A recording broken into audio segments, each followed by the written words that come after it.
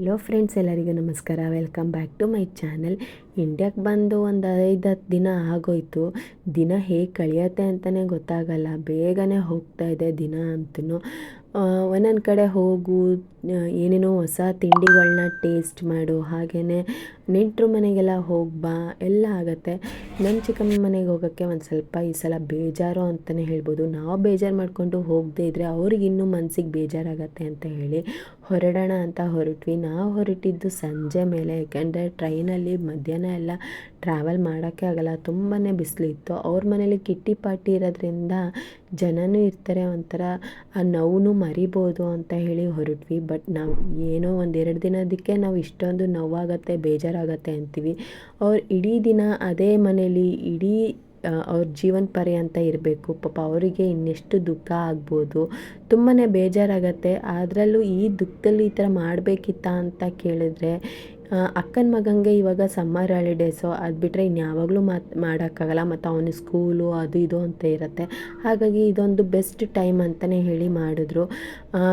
ಬಂದಿದ ತಕ್ಷಣ ಮಸಾಲೆ ಮಜ್ಜಿಗೆ, ಹಾಗೆ ರವೆ ಇಡ್ಲಿ, ಚಟ್ನಿ, ಹೆಸ್ರುಕಾಳು ಕೋಸಂಬರಿ, ಸಾಬುದಾನ ವಡೆ, 7 ಕಪ್ಸು ಹೀಗೆ ಎಲ್ಲ ಅಡುಗೆನ ಮಾಡಿ ರೆಡಿ ಮಾಡಿದ್ರು.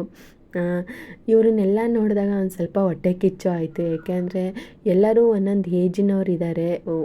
ಎಲ್ಲರೂ ಎಷ್ಟು ಚೆನ್ನಾಗಿ ಮಿಂಗಲಾಗಿ ಒಂದು ಫ್ಯಾಮಿಲಿ ಥರನೇ ಫೀಲ್ ಆಗುತ್ತೆ. ಫ್ರೆಂಡ್ಸ್ ಅನ್ನೋದು ಎಷ್ಟು ಇಂಪಾರ್ಟೆಂಟ್ ಅಲ್ವಾ. ಮನುಷ್ಯನ ಸಂಘಜೀವಿ, ಅವನಿಗೆ ಮಾತುಕತೆ ಇಲ್ಲದೆ ಇರೋಕ್ಕಾಗಲ್ಲ.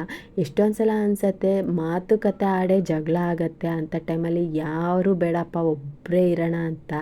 ಎಷ್ಟು ದಿನ ಅಂತ ಒಂಟಿಯಾಗೂ ಇರೋಕ್ಕಾಗತ್ತೆ.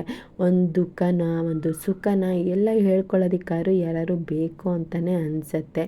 ಯಾರಿಗಾರು ಒಬ್ಬರಾರು ಕ್ಲೋಸ್ ಫ್ರೆಂಡ್ ಅಂತ ಇರುತ್ತಾರೆ. ಆ ಥರ ಇದ್ದರೆ ಕಮೆಂಟ್ ಮಾಡಿ ತಿಳಿಸಿ. ನಿಜ ಹೇಳಬೇಕು ಅಂದರೆ ನನಗಂತೂ ಆ ಥರ ಯಾರೂ ಇಲ್ಲ.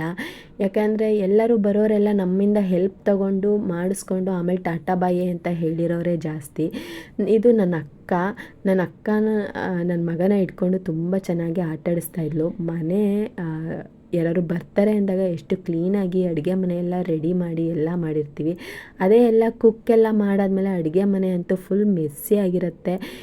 ಫೈನಲಿ ಅವರು ಬಂದವರು ಸ್ನ್ಯಾಕ್ಸ್ ಎಲ್ಲ ತುಂಬ ಚೆನ್ನಾಗಿದೆ ಅಂತ ಹೇಳಿ ಖುಷಿಯಾಗಿ ತಿಂದ್ಕೊಂಡು ಹೊಗಳಿದ್ರಲ್ಲ, ಅದೇ ಖುಷಿ ಆಗೋದು. ಕೊನೆಗೆ ಅವ್ರಿಗೆಲ್ಲ ಕುಂಕುಮ ಕೊಟ್ಟು ಕಳಿಸ್ಕೊಟ್ರು. ತುಂಬಾ ಖುಷಿಯಾಯಿತು. ಹೋಗಿದ್ದಕ್ಕೂ